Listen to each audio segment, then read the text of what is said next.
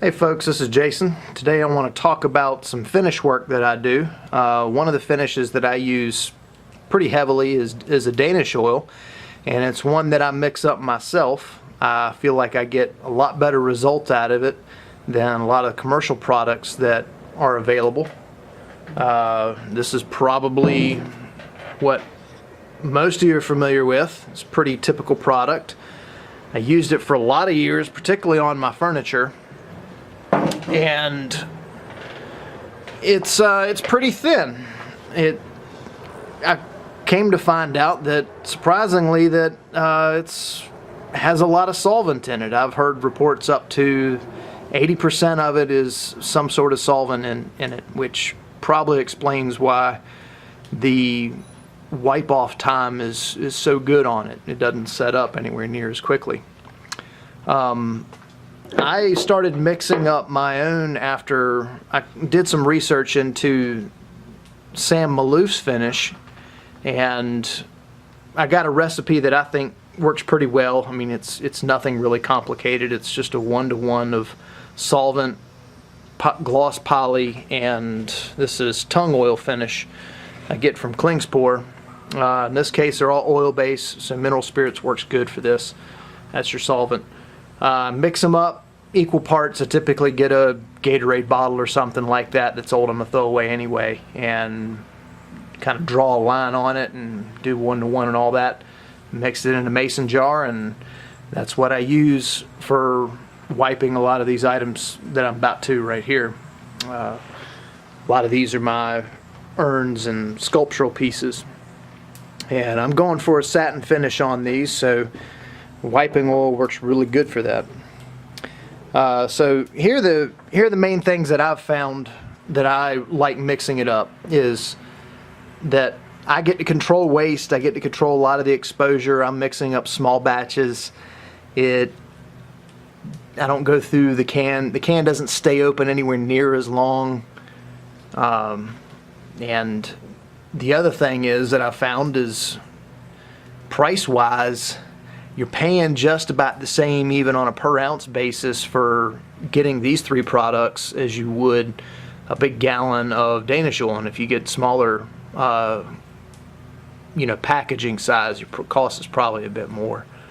And that's not to take into account any of how this performs versus the commercial products. The commercial products are a lot thinner. They take a lot more coats to get the same build, to build these sheens up, and so if you want to even go from that standpoint, this is probably even a little bit cheaper. And really the big thing is surface build.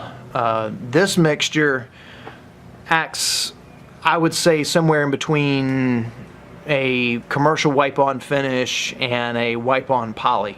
So it's not quite as thick as a wipe-on poly, but you still have a lot of the nature of a traditional wiping finish of you let it saturate, you could wipe it off, you don't run a really high risk of the finish setting up on you.